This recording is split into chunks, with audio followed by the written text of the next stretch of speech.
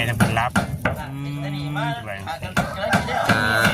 แสดงว่าไปตามเนาะไปตามที่ว่ามาเมื่อวานก็เก็บแจ้งข่าวดีก็ว่ามีตกเข้ามาแล้วจักเป็นงบค่าอย่างนั้นบ่จักเงินก็ได้แต่ว่าบอกขออนุญาตนะในเรื่องเงิน2 ด้านนี่คือทางอ้ายเป็นเก็บไว้ก่อนเนาะเนาะถ้าว่าพอสมมุติว่าเงิน2 ด้านนี่เนาะพออันนี้เนาะเพิ่นก็สิซื้อมาสมมุติว่ามันบ่มีสมมุติว่าสร้างเพิ่นต้องการนั่นนี่แต่ว่าส่วนใดเพิ่นสิซื้อมาเนาะก็คุ้มเป็นจริงเนี่ยว่าช่วงนี้มันลงคลิปเบื่อมาก่อนสร้างเฮ็ดหยังก่อนสร้างตัดส่วนเป็นแล้วส่วนละใบส่วนละใบเพจนึงได้ตัดส่วนได้2 ใบก็อยากตัดน้ำแล้วจะแม่ตัดน้ำเด้อเนาะเอาได้วัดนั่นดิได้วัดตัวแม่บัดบ่น่าสร้างเพิ่นว่าแต่งานเงินค่าทางบ่มีเพจก็เชื่อใจเนาะแม่เนาะ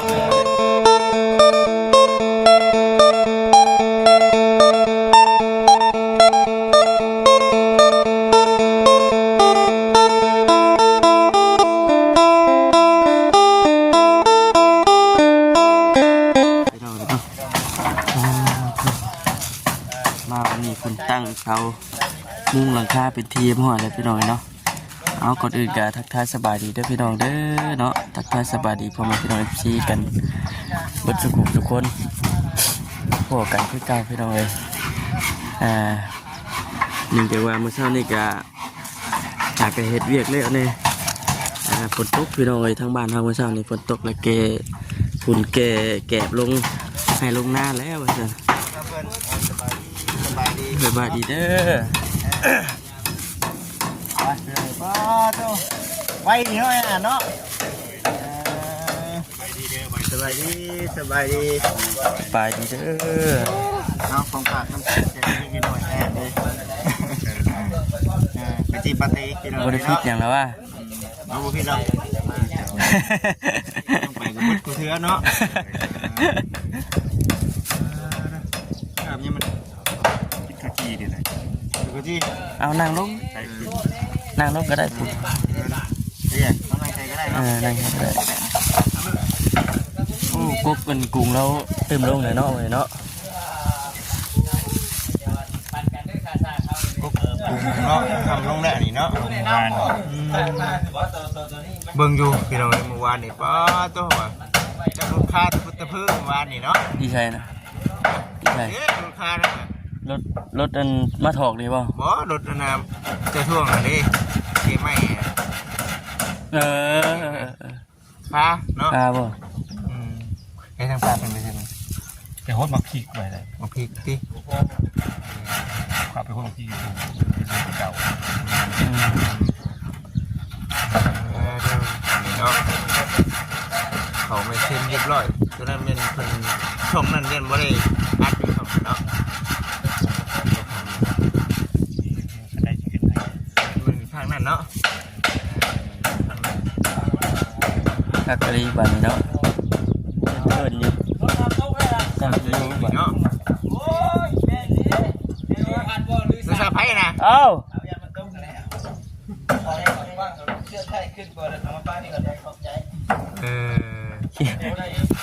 มึงสร้างเฮ็ดน้องบ่ตากันนะสร้างเฮ็ดที่นี่ว่ะเฮ้ยพุ่นบ่ตาย่างไปหันเสียงานอยู่ทางนั้นเมื่อวานนี่เป็นยังไงเมื่อวานนี่ก็ว่าทางไอเชียเพิ่งมีข่าวดีกันบ้างวันเพิ่นมาแจ้งว่ามีงบเงินดินหายประมาณนั้นผมเชียร์เป็น2 ล้านได้ยินทั้งไงระบายอยู่ถ้าหากว่าอย่างเพิ่มเติมนะแต่ว่ามาแจ้งอีกหรือว่ามีอะไรขาดเกินแน่ถึงว่ากันน่าจะดีกันเนาะแต่ว่าในเรื่องดินเรื่องเครื่องดินอะไรให้เสร็จถ้าเป็นการทางนี้ก็รู้ว่ายังคงมีทางในประเภทคุกเล็กคุกหาได้มีนะมั้งงานก็มีเสาเก่าต้นมีใช้ยางละรถ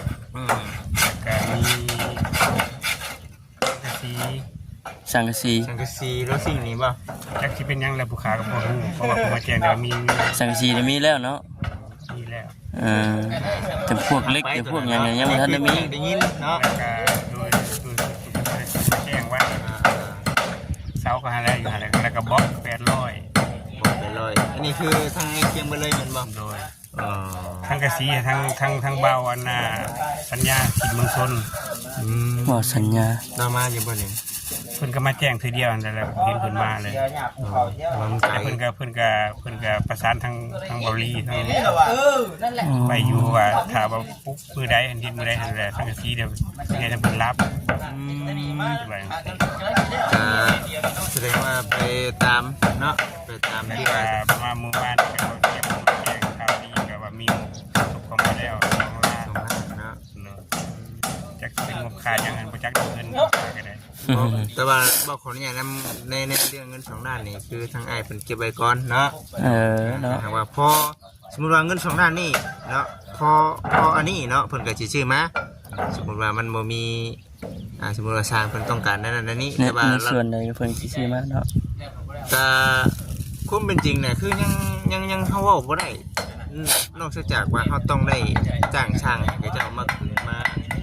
เอาขึ้นก่อนเฮาจังฮู้ว่าอันนี้บ่พออันนี้บ่พอเนาะ อืม แต่ว่าค่าอันนี้ก็สำคัญเรื่องสร้างนี่สร้างบ่ฮู้เพราะว่าเป็นยังบ่ฮู้เด้อผู้ครับ อันเฮ็ดในตอนนี้หยังไง อันนี้น่ะถ้าหากว่ามีพระผู้ใหญ่เนาะเพิ่นช่วยก็อันนี้เฮาต้องประสานกันกับไอ้เสียงก่อนเนาะหรือว่าทางง่ายเพิ่นเนาะว่าค่าสร้างเฮาสิเอาจังไดเนาะสิคุยกับไผแน่หรือว่าเพิ่นมีทางแล้วบ่หรือว่ามีทางแล้วแต่ว่ายังบ่ทันมีงบเนาะอาจจะเป็นแบบนี้ที่เบิ่งไปซะพี่น้องตัวนี้ก็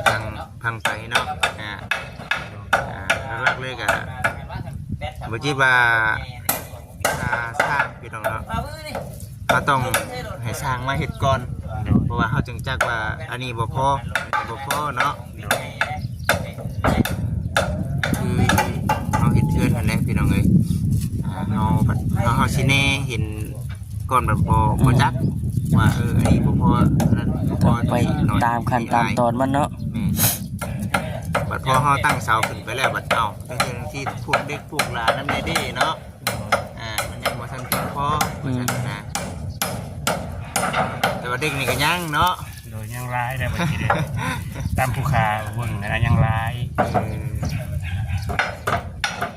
ได้มาก็ได้ทุกข้าวไปได้ทรายสดรถ1หินรถ1เสาเก่าต้นครับ800สังกะสี4อย่าง5อย่าง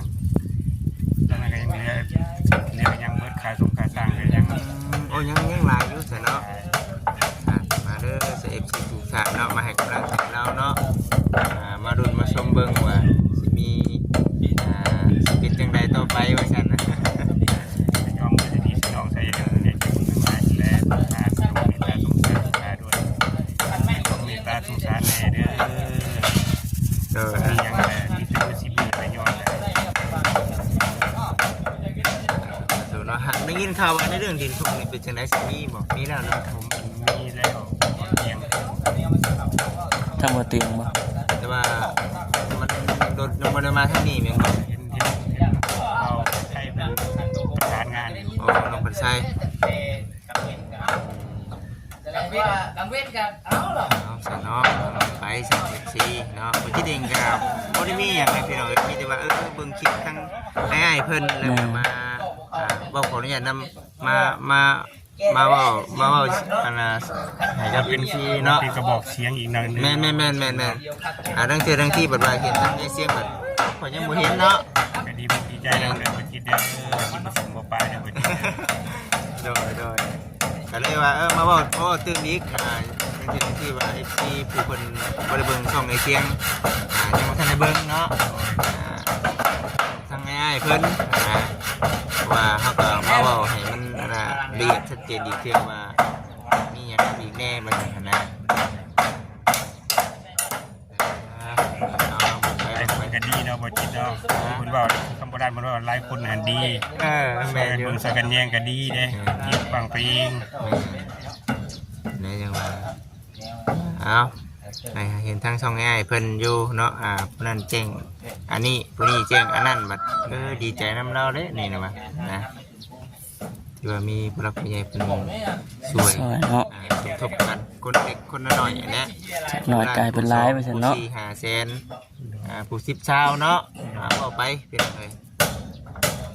แต่ว่ามันก็จากหน่อยกลายเป็นร้ายคือเขาหูกันนั่นแหละ มันมีหลายขนาดว่าลำบาก ทางป่าเป็นกระหาบุรุงตุ้งตัวมาแล้วเนาะ ค่านี่แหละ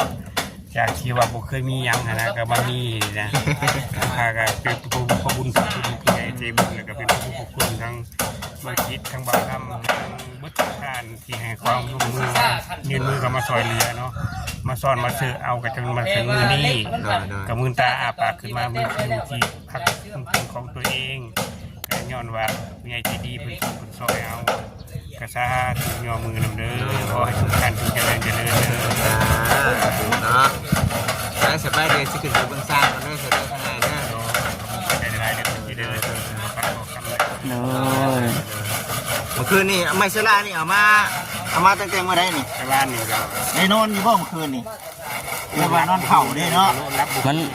รู้เรื่องบ่เมื่อยเนาะ โดย สุขภาพร่างกายเราต้องการพักผ่อนนี่คือนั่นเลย มื้อเช้านี่บ่ลบมันง่ายบ่มื้อเช้านี่ ลมบ่ตกบ่ ห้องคืออยู่ คือบ่ อ๋อ ที่ตุกให้มันเศร้าอย่างนี้มา บัดอยู่ทางบ้านมาตกมันง่าย ทางบ้านเพิ่นบ้าน ตกน้ำจนอ่างพุ่นเลย แล้วก็ลมแห้ง อืม นี่เป็นไมเซล่านี่เนาะ เต็มอยู่เนาะ ทางนอนพี่บ่ทางเฮานี่เนาะ แม่นๆอยู่ เนาะ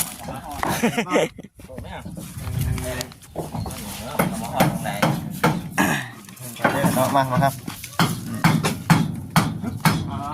สบายดีเด้อสร้างเด้อสบายดีสบายดีเอ้าครับสร้างใหม่บ่เนาะ เราเป็นมาจบ มาครับจบบ่ มาก่อนสร้าง เปิดเพื่อนใหม่ก่อนพี่น้องเลย ตัดสุดเป็ดสุดหนึ่งโตว่าสุดเงินใบหนึ่งผลพันได้เนาะผมเป็นตัดเบิร์ดได้สุดละใบ เนาะ ว่าช่วงนี้มันลงคลิปเบื่อ มาก่อนสร้างเฮ็ดหยังก่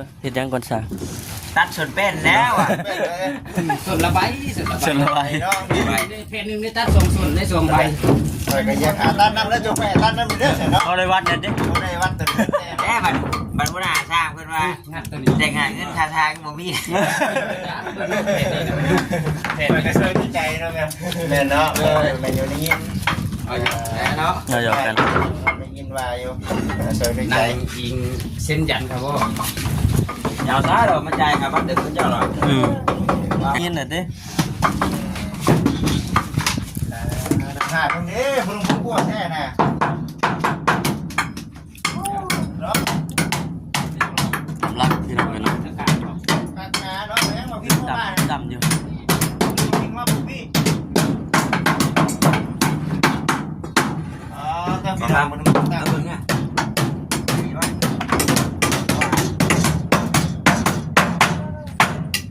ใช่ตัวแรก ไม่อาจนะยังว่าเลย ใช้เขาบอก จะจอดแล้ว เนาะดอกก็ได้ตัวดอกก็ได้คือเขาเนี่ย ไปกันไป ไฟซื้ออะไรเป็นได้ร้านนี้มาได้คน ได้เบิดทุกแบบ จังมันชั่วแล้วว่าถามพี่ซีเบิ้งน่ะอ่านภาษาไทยนี่ใช่ตัวนี้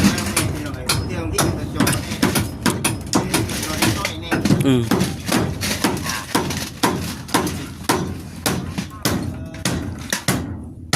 ลายมาใช้โจเนาะ อันนี้ฝาได้นี่เนาะเป็นว่าฝามันถัง แล้ เนาะ วเลยโบงันไปเลย ใช่เพนซิลาเลยเนาะ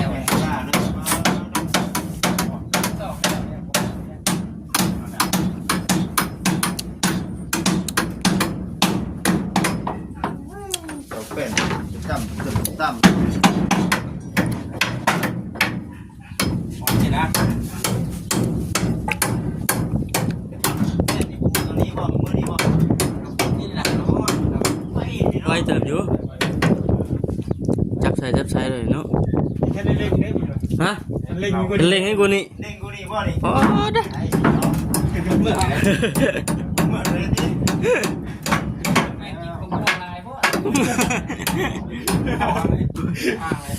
เป็นเล็งให้กูนี่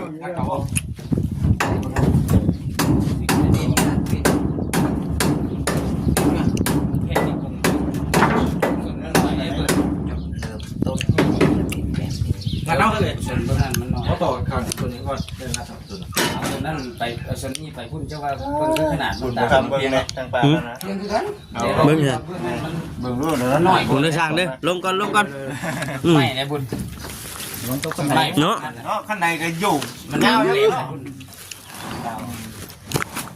เอาเบิ่งป่าพี่น้องเนาะเอาพริกมาปลูกไปฮะ นะตัวพี่จะ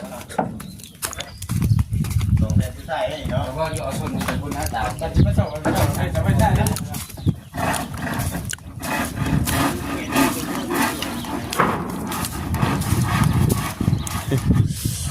อ๋อต้องจุดเหี้ยบ่ได้เด้นี่ป้าเอ้ยเนาะง่ายมาแต่พุ่น ย่างมันน่ะ เบิดแล้วบ่บัด ย่าง ยังอยู่ ย่างเล่นเด็กย่างจนมันเหี่ยวอะไรบ้างเลย ย่ออยู่พุ่นก็เหี้ยวบ่ เหี่ยวอะไร เฮาบ่ได้หดน้ำข้างในมันเด้ แห้งหอดพืชคนยากแต่ไปหดฝนมาซะมันก็สิชื้นเนาะ เด้อชื่นนะมันใกล้น้ำสิแห้งสบายบัดนี้มันชุ่มเบิดอยู่เด้อน่ะ มันก็สิชื้นอยู่หรอกเนาะ พื้นหากมันยังเบิดเด้อ ยังบ่ อืมที่คือจืดแต่ว่าของปลูกของพังนั่นเป็นคนว่าพี่เบิด เด้อ อยู่พุ่นปะไว้เป็นป้าไว้อยู่พูดเยอะมันเหงาเนาะ แต่มันเงาหอดเก่า อันนี้ก็แม่นนะพี่น้องเอ้ยเอ้ยมันเป็นยาพอเดียวยังไง เป็นยามันเป็นยา หึ คุกอันนั้นดิงาสาง อืมมาปลูกไว้เนาะเวลาเขาต้องการมันกันง่ายเนี่ยแม่ มันได้คุดมันได้ปลูกเลยดูมัน เออ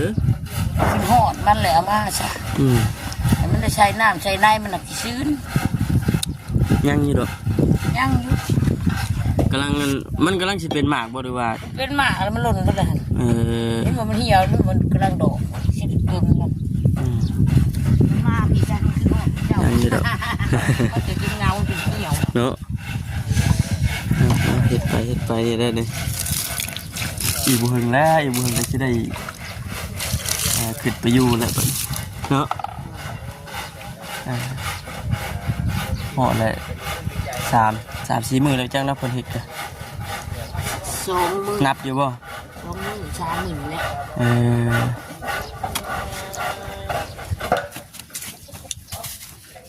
แห่จะพวกเสาอย่างก็มาเบิดแล้วพี่น้องเลยตะโกพูดเลยใช่เอาโอเคแล้วพี่น้องเนาะสำหรับคลิปนี้ก็มีแต่ว่า สิจบคลิปก่อนพี่น้องเนาะลาพี่น้องไปก่อนเด้อเนาะจะไหนก็อยู่ดีไม่แห้งพี่น้องเนาะสบายดี